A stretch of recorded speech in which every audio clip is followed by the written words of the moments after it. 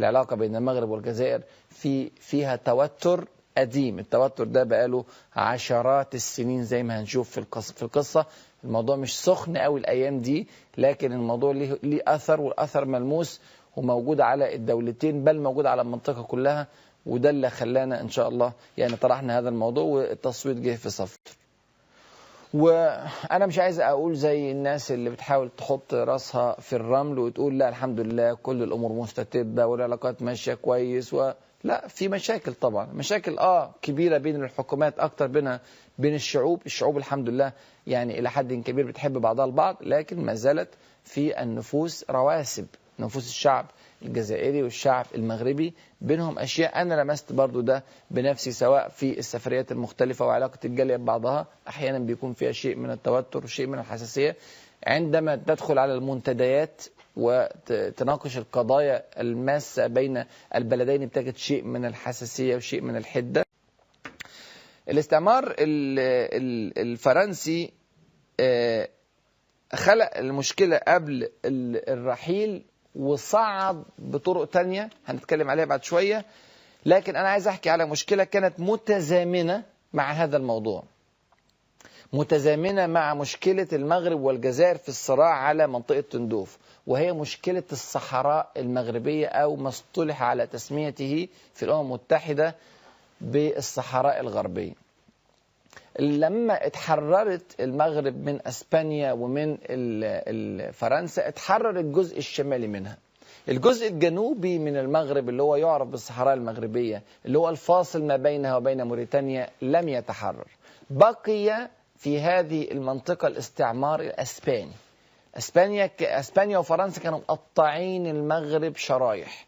الشريحة اللي فوق كان واخدها الفرنسويين أو واخدها الأسبان، والشريحة الثانية واخدها الفرنسويين، والشريحة الثالثة واخدها الأسبان، والشريحة الرابعة واخدها الفرنسويين اللي هي موريتانيا. فواخدين فرنسي أسباني فرنسي أسباني، تقطيع كامل للشريط الساحلي الإسلامي اللي موجود على محيط أطلنطي اللي هو دولة المغرب أو مملكة المغرب. فلما خرجوا من الأجزاء الشمالية، وموريتانيا خرجت منها فرنسا، وفضلت أسبانيا في منطقة الصحراء المغربية.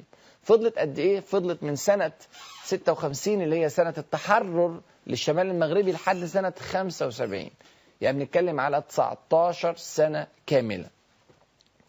هذه الفترة يا إخواننا يعني للأسف الشديد المغرب لم تسعى سعيا كبيرا لتحرير هذه المنطقة، إنما كانت كل القصة محاولات دبلوماسية عن طريق الأمم المتحدة، والكلام ده طبعا كله ما كانش بيجيب نتيجة مع الوضع اللي احنا عارفين. الأمم المتحدة اليوم فيها بسنة، والمتحكمون فيها هم الدول الكبرى اللي هي أصلا مستعمرة البلاد ديت، فامشي في الموضوع يوم واثنين وشهر وشهرين وسنة وسنتين و10 و20 والموضوع زي ما هو. بنتكلم على 19 سنة مرت في هذه القضية.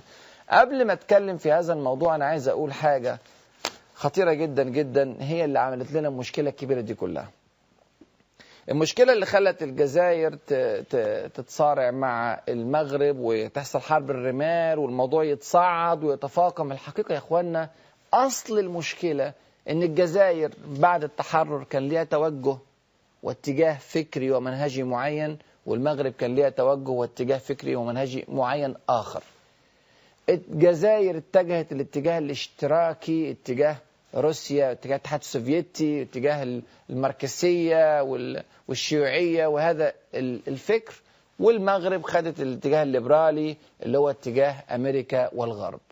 يعني دخلوا في لعبة المعسكرات أو الحرب الباردة بين المعسكر الشرقي والمعسكر الغربي، اللي هي حرب لا ناقة ولا جمل للمسلمين فيها، لكن هذا تبع المعسكر الشرقي وهذا تبع المعسكر الغربي.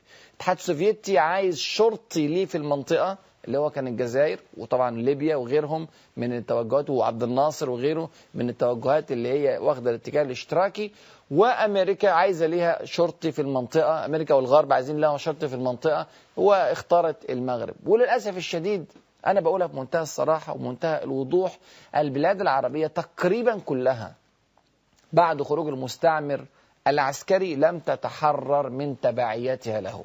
يعني احنا إلى الآن معظم البلاد العربية ما كانش كلها ما زالت محتلة. جايز ما بتشوفش قواعد عسكرية أو جنود، لكن تبعية عسكرية في التسليح. يعني أنا بصراحة لا أستطيع أن أفهم أن دولة من الدول تعتمد على الدولة اللي كانت محتلياها أو أحد الدول الغربية التي لا ترقب في مؤمن إلا ولا ذمة، تعتمد اعتماد كامل على السلاح من عندها، وتاخد السلاح اللي هي عايزة تديهولها.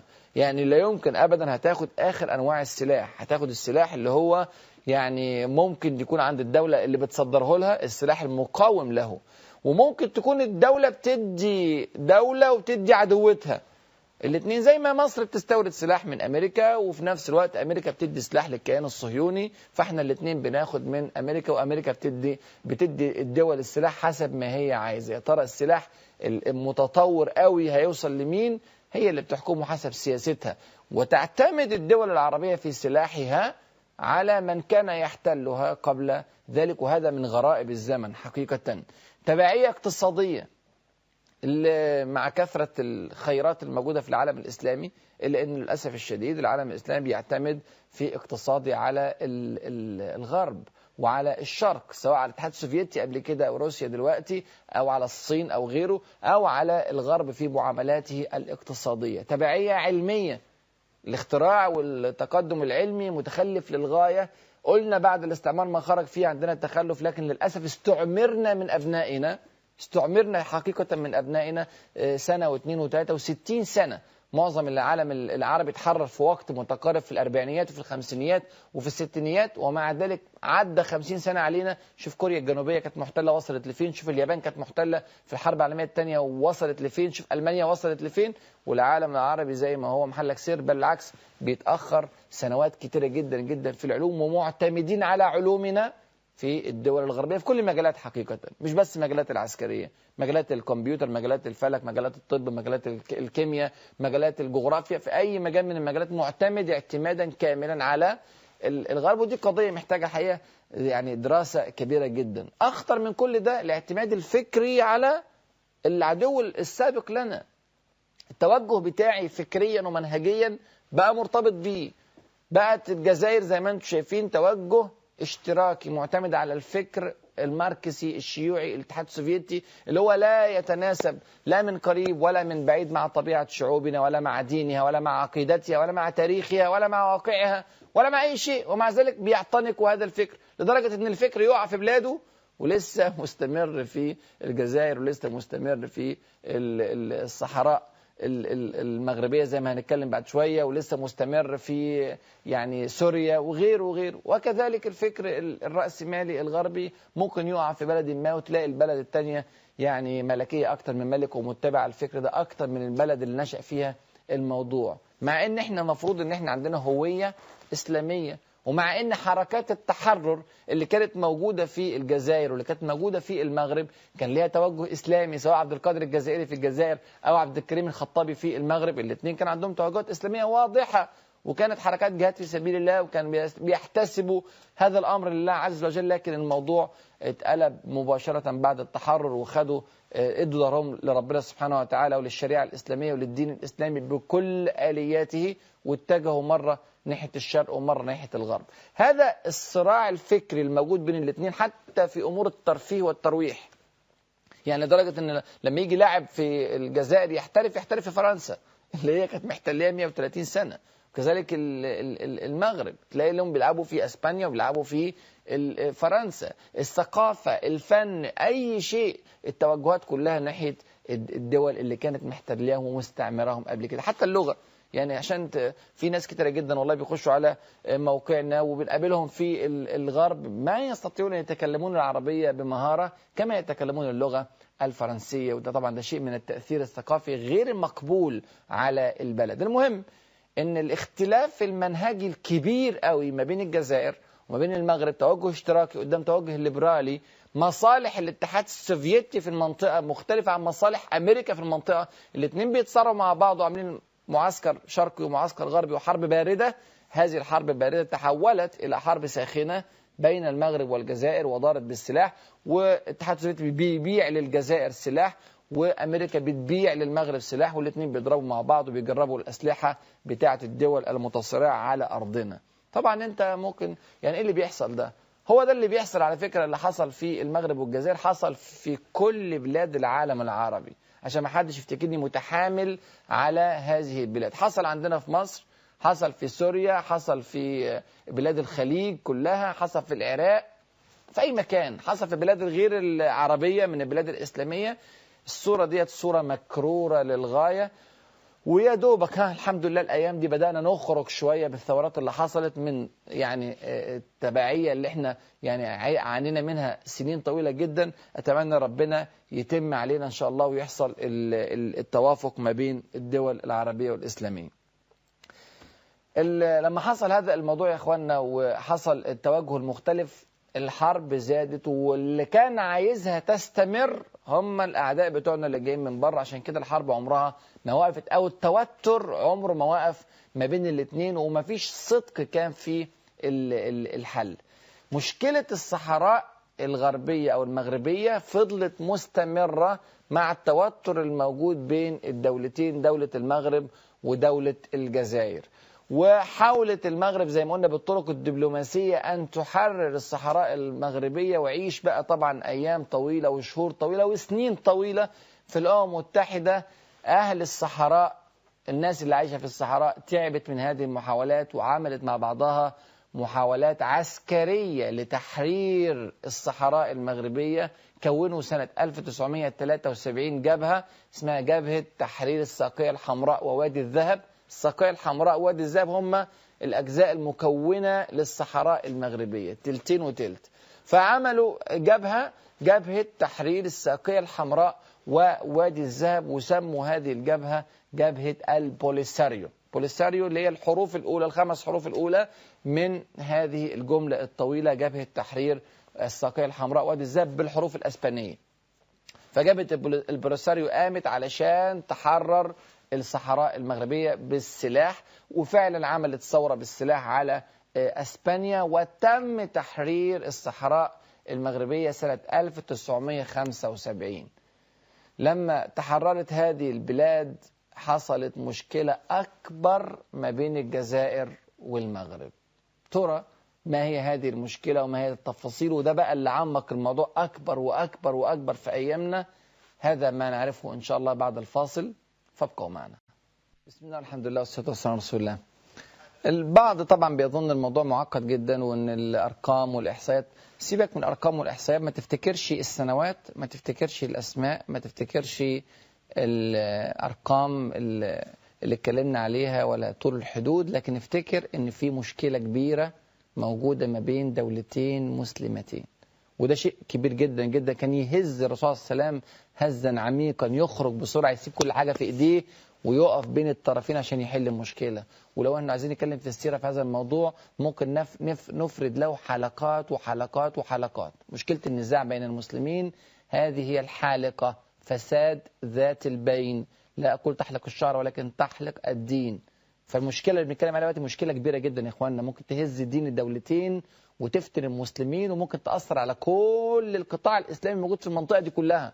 مش عايز اقول لك ممكن تاثر على على مالي، على النيجر. الكلام اللي قلناه قبل كده في مالي، لو في الجزائر والمغرب قوتهم قوه واحده ومتحدين اتحاد واحد، لعل كان يكون ليهم دور في مالي افضل ما فرنسا تخش تعمل هي الدور في مالي لو كان الاثنين على وفاق. لكن للاسف الشديد كل دوله حاطه عينيها على الدوله الثانيه، وقصه مالي زي ما انتم شايفين الازمه بتتفاقم. اتحررت الصحراء المغربيه سنه 75، خرجت اسبانيا من الصحراء المغربية. ايه اللي حصل؟ حصلت المشكلة ولعت اكتر واكتر. ايه اللي حصل؟ المغرب وموريتانيا تصارعوا على الصحراء المغربية. دخلت الجيوش المغربية، دخلت الجيوش الموريتانية، والاثنين عايزين ياخدوا هذه القطعة.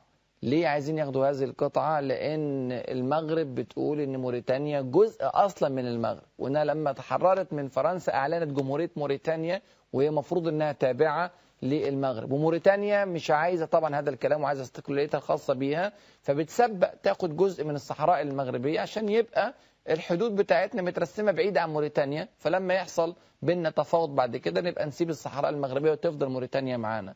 والمغرب عايزة المنطقة كلها. دخلوا في صدام مع بعض عسكري، وبعدين بعد كده هو قعدوا للتفاوض. مين اللي كان بيفاوض بين الاثنين؟ والله العظيم تضحك، اسبانيا.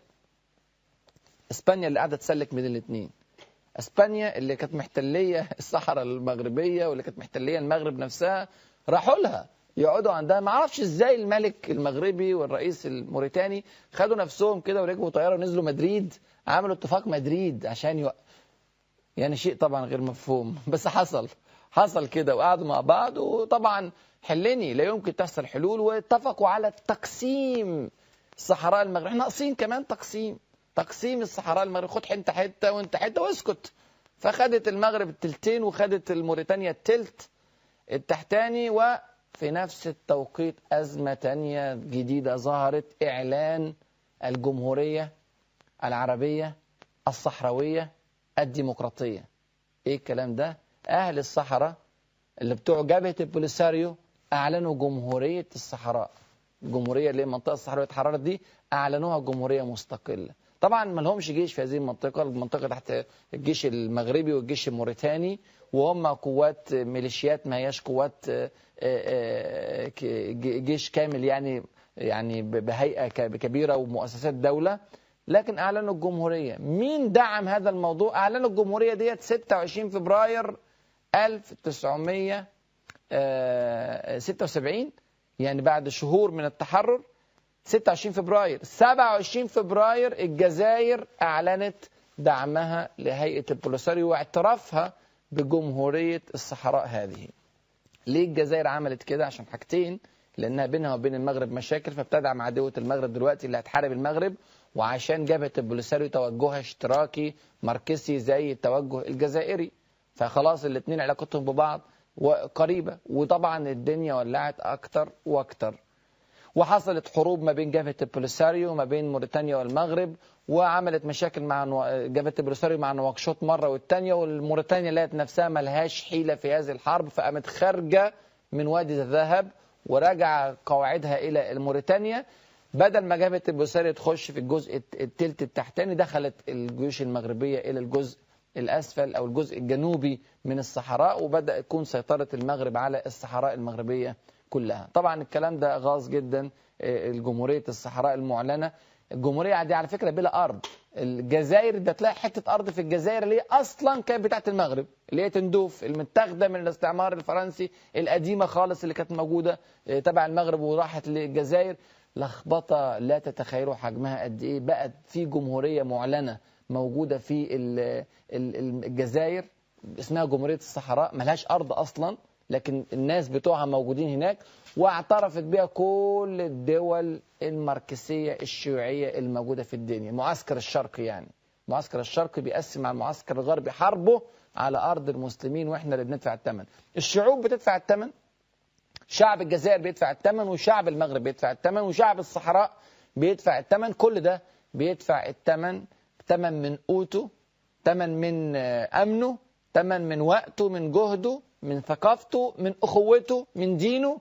ده اللي حصل للأسف الشديد. دفعنا الثمن نتيجة هذه الصراعات الغريبة جدا جدا على أرض المسلمين. المشكلة تفاقمت أكتر وأكتر، ودارت الحروب ما بين جبهة البوليساريو وما بين المغرب، حروب عسكرية وسالت دماء، وفي طارات موجودة بين الاثنين، والمشكلة زي ما انتم شايفين بتتعمق مع الوقت. ايه اللي استفادوا المغرب من الموضوع وايه اللي استفادوا الجزائر من الموضوع؟ الحقيقة الاثنين خسرانين. الاثنين خسرانين. مين الغلطان؟ زي ما انتم شايفين يعني الأوضاع معقدة، وأرجع الموضوع كله في الآخر للهوية التي غابت. فين الهوية الإسلامية اللي كانت بتجمع الناس دي كلها وتحطها تحت مظلة واحدة؟ واحد هويته اشتراكية والتاني هويته الليبرالية، والاثنين بيتخانقوا في الآخر على يعني مصالح دول تانية خالص بره المنطقة، دول استعمارية كبيرة بص على الأرض كلها إنها بتاعتها، وحط المسلمين والعرب في هذه المشكلة.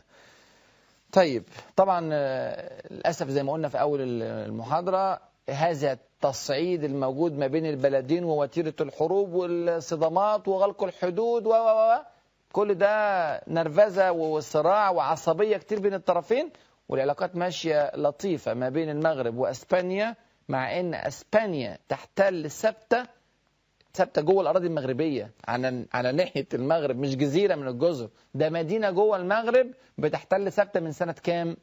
من سنه 1415. انت سمعت الرقم صح، 1415 ميلاديه، يعني تقريبا داخلين على 600 سنه احتلال. اسبانيا ما زالت تحتل قطعه في المغرب من 600 سنه. ومليله برضو مدينه تانية مغربيه محتلة من أسبانيا من سنة 1497، يعني بنتكلم على 516 سنة احتلال حتى هذه اللحظة. وقاعدين في الأمم المتحدة بنحاول في الأمم المتحدة إن احنا نرجع ثابتة ومليلة، خليك قاعد كمان 600 سنة تانيين، مفيش فرصة، لأن الأمم المتحدة ما هي إلا عصبة الأمم، الناس اللي انتصرت في الحرب العالمية الثانية وبتقسم العالم عليها، وعامل الأمم المتحدة عشان تحكم الضغط والتقييد للعالم كله بما فيه العالم الإسلامي. فالمشكلة عمالة تكبر وتزيد. وطبعا الجزائر ما زالت إلى الآن تدعم الجمهورية الصحراوية. ما اعرفش طبعا فين الجمهورية الصحراوية دي، مكانها موجود في تندوف، في عاملين قصر رئاسي صغير كده بسيط في الصحراء، وهي دي الجمهورية، وجواها وزراء وجواها سفراء وليها بعض السفارات في بعض الدول، بلا أرض يا أخوانا. ده واقع للأسف الشديد موجود في بلادنا العربية والإسلامية. إيه الحل في هذه المعضلة؟ أنا ضد الفرقة في كل أحوالها.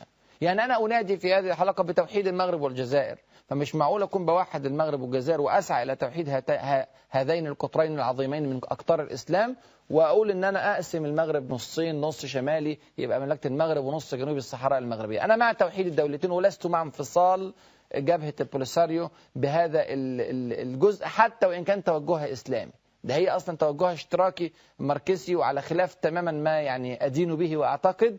ومع ذلك أنا بقول مش هو ده بس السبب إن البلدين أصلا بلد واحد وأمة الإسلام كلها، وأن أمتكم هذه أمة واحدة، أمة واحدة. فالتقسيم كل شوية ما يفيد إلا الاستعمار، فرق تسد. فدي أول قضية، إن أنا أريد تجميع الموضوع. طب والجزائر تعمل إيه؟ أنا أدعو الشعب الجزائري والشعب المغربي والحكومة الجزائرية والحكومة المغربية إلى تصفير النزاعات.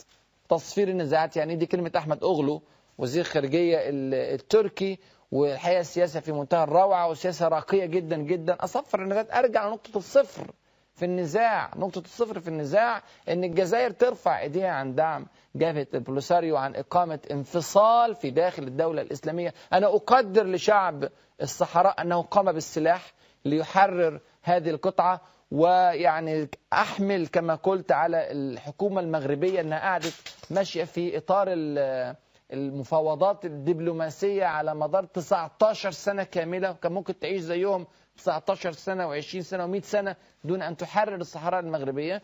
فأنا أقدر جدا جهاد شعب الصحراء في تحرير الصحراء المغربية، لكن هذا الجهاد لا يبرر انفصال القسمين عن بعض. وإلا لو حصلت مشكلة في الصعيد أو تهميش زي ما قلنا في الحلقة الماضية، فده يكون مبرر لانفصال الصعيد عن مصر، أو مبرر لانفصال شمال مالي أزواد عن مالي، أو مبرر لانفصال دارفور عن السودان، أو هذا هنقطع العالم الإسلامي 500 قطعة. كل دولة تلاقي 500 قطعة نتيجة النزاعات اللي ممكن تنشأ مع مر الأيام. أنا أعدي النزاع وفوته ووحد الدولة. الوحدة مطلب في حد ذاتها وهدف في حد ذاتها، ولا يمكن أبدا أن تقوى الأمة بغير هذا الأمر. طيب إزاي نصفر النزاعات؟ أنا عندي قيادات متعنتة في الطرفين، ولا يمكن الاثنين هينزلوا لأرض التقابل. إيه الحل يا إخواننا في رأيكم؟ الأستاذ منصف المرزوقي رئيس تونس دعا إلى تطويق المشكلة. يعني بلاش نتكلم في مشكلة الصحراء المغربية، وتعالى نتحد مع بعضنا أو نتعاون مع بعضنا وما نتكلمش في هذه القضية. أنا الحقيقة لست مع هذا الموضوع، لأن مستحيل أبدا علاقاتها تبقى سوية ما بين المغرب والجزائر، والجزائر بتدعم جبهة بتحارب المغرب، والمغرب لن تقبل بذلك، والجزائر لن تقبل بعلاقات سوية وهي صديقتها والدولة اللي بتدعمها بتحاربها دولة المغرب. فهذا أمر غير، لازم تحل هذه المشكلة. وحل هذه المشكلة زي ما قلت بتصفير النزاع، أن ترفع يد الجزائر يدها عن هذا الموضوع، وأن تبدأ محاولات جدية في تقريب الدولتين إلى بعضهم البعض مع تحقيق مصالح هائلة. طب الكلام ده مش بيحصل. ليه مش بيحصل؟ مش بيحصل لأن البلاد توجهاتها مختلفة، ما زالت إلى الآن توجهاتها مختلفة. حتى مع سقوط الاتحاد السوفيتي وخروجه بره اللعبة كلية، بدأت دولة يكون توجهها فرنسي ودولة توجهها أمريكي، برضو مصالح مختلفة ويعني فساد كبير موجود في الأرض. الحل العملي في نظري، وهقوله في 3 نقط وإن شاء الله نوجزها عشان الحلقة وقتها قرب يخلص. الحل الأول، النقطة الأولى في الحل العملي هي العودة الحقيقية للإسلام. والكلام ده مش كلام نظري ولا كلام مشايخ، ولا ده كلام علمي بحت بناء على ما درسناه في القرآن الكريم السنة المطهرة، ودرسناه في التاريخ، ودرسناه في الواقع. العامل المجمع الوحيد لهذه الأقطار المتنازعة هو الإسلام، اللي بيجمع مغربي مع جزائري مع شامي مع مصري مع اندونيسي مع واحد عايش في الغرب وواحد عايش في الشرق. ده العقيدة اللي بتجمع الناس كلها. لو أنا ما عنديش في البلد هذا التوجه، انسى موضوع الوحدة ده. أي وحدة قائمة على المصالح ما بين المسلمين للأسف الشديد بتقع، وكل دولة استعمارية بتخش تحط مصالحها في المنطقة وتغير آليات التوازن ما بين الدول، وبتحصل المشاكل واحنا كلنا بندفع الثمن. ده دور العلماء اللي موجودين في الجزائر وموجودين في المغرب، دور الدعاء، دور الشباب الكتير اللي بيتابعنا. الحمد لله عندنا في الشهر اللي فات فقط في يناير 100,000 زيارة من المغرب و100,000 أو 80,000 زيارة من الجزائر، أو العكس مش فاكر الرقم مين، ال 80,000 و100,000. يعني ما شاء الله الشباب بيدخل وبيقرأ في قصة الإسلام وغيرها من المواقع الإسلامية والقنوات الفضائية. ناس كتير بتتابعنا دلوقتي في المغرب والجزائر وفي تونس وفي غيرها على قناة الناس وعلى غيرها من القنوات الإسلامية.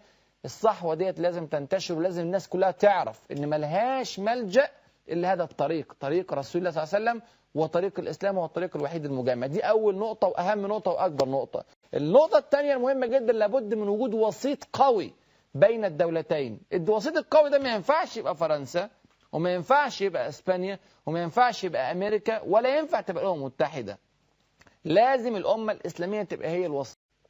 الحاجة الثالثة والمهمة جدا جدا، أنا أقول لكم بمنتهى الأمانة، لازم يتولى قيادة الجزائر وقيادة المغرب حكومات تحرص على مصلحة الشعوب، حكومات تحرص على مصلحة البلد أمن الجزائر القومي في علاقتها مع المغرب القوية، وأمن المغرب القومي في علاقتها القوية مع الجزائر. ده شيء بديهي ومعروف. أما ليه الشقاق بيحصل؟ ليه أقرب من عدوي وأهاجر صديقي؟ لأن للأسف الشديد الإخلاص مش موجود والوطنية مش موجودة. لازم الناس ترجع لدينها وترجع لربها وتدي فرصة للشعب ان هو يختار قيادته. أنا أدعو الحكومة الجزائرية والحكومة المغربية ان هي تعمل انتخابات حقيقية الشعب يختار فيها الممثل بتاعه، ويدي فرصة فيها نوع من الشفافية بدل ما الموضوع يقلب تاني. أنا فاهم يا أخوانا كل التاريخ الجزائري وكل المشاكل اللي حصلت من سنة 90 لحد سنة 2002، وفاهم الدماء التي سالت والحرب التي دارت بين الجيش وبين الإسلاميين على مدار السنين، و75 ل 150 ألف قتيل في هذه الفترة. أنا فاهم ده كله، لكن مش الحل إننا نفضل عايشين بقى في بعبع الحرب الأهلية وبعبع الفساد اللي ممكن يستشرف الأرض، وسيب الأوضاع كما هي عليها. 25% من أهل الجزائر عايشين تحت معدل الفقر، العشوائيات التبعية للغرب كذا، سايب ده كله كل تركيزي على حرب القاعدة وحرب الجماعات المسلحة وحرب كذا، وده الهاجس اللي شاغل الناس كلها، وكأن دي القضية الوحيدة من قضايا المسلمين. المغرب نفس القضية. أنا أدعو الملك المغرب أنه يطبق النموذج الإنجليزي حقيقة. خلاص كفاية كده. يعني 600 سنة دلوقتي العائلة المغربية بتحكم، عائلة علي الفلال اللي هي العائلة الحاكمة 600 سنة واكتر بتحكم دلوقتي المغرب. خلاص العالم ما عادش بيقبل هذه الصورة من الحكم الآن. العالم عايز حكم شورى، عايز حكم برلماني، عايز انتخابات حقيقية. ما عادش الناس منغلقة جوه بلدها في انترنت في فضائيات بيتفرجوا على الدنيا كلها. يعني أنا ما عنديش مانع أن يكون وضع زي النموذج الإنجليزي. إيه النموذج الإنجليزي؟ ملكة مقدرة جدا جدا، لها قيمة كبيرة جدا، الشعب بيحبها، لها إمكانيات مالية عظيمة جدا، لها وضع اجتماعي عظيم جدا، لكن ملاش دعوه بالحكم. الحكم مع رئيس الوزراء المنتخب من الشعب انتخابا حقيقيا شفافا. يعني وحتى ما أنصح أن الملك ينزل في الانتخابات لأنه قد يجد مفاجآت غير سارة من الشعب المغربي. فأنا بأطالب إن بدل ما الأمور تتصاعد ونوصل للثورة فيها دماء ويتصاعد الموضوع لحد ما شفنا اللي بيحصل في سوريا وشفنا اللي حصل في ليبيا، طب ما نمشي بنموذج هادئ راقي ونرجع نطبق الإسلام بحذافيره في بلادنا وندي فرصة للناس. انتخبوا اللي انتوا عايزين، والله انتخبتوا واحد من العائلة المالكة أهلا وسهلا، انتخبتوا واحد من عامة الشعب أهلا وسهلا، من حزب كذا أهلا وسهلا، نخوض التجربة والشعب يتحمل معانا الدور بتاعه. وهو ده اللي ممكن يحسس الشعب ان هو حريص على البلد ويحسسه بالانتماء ويحسسه بان هو عنده الرغبة الحقيقية في إصلاح هذا الوطن. ساعتها هتلاقي الجزائر بتجري على المغرب والمغرب بتجري على الجزائر، لأن هم عارفين أن قوتهم الحقيقية في وحدتهم مع بعض، ولا يختلف في ذلك اثنان. لا يمكن أبدا أي عاقل يقول أن اعتمادي على دول معادية للإسلام والمسلمين واحتلتهم سنين طويلة ومخططاتهم مفضوحة يقول أن اعتمادي عليهم أفضل من اعتمادي على إخواني وعلى أهلي وعلى أهل ديني وعلى تاريخي الطويل وعلى الجغرافيا اللي احنا موجودين فيها.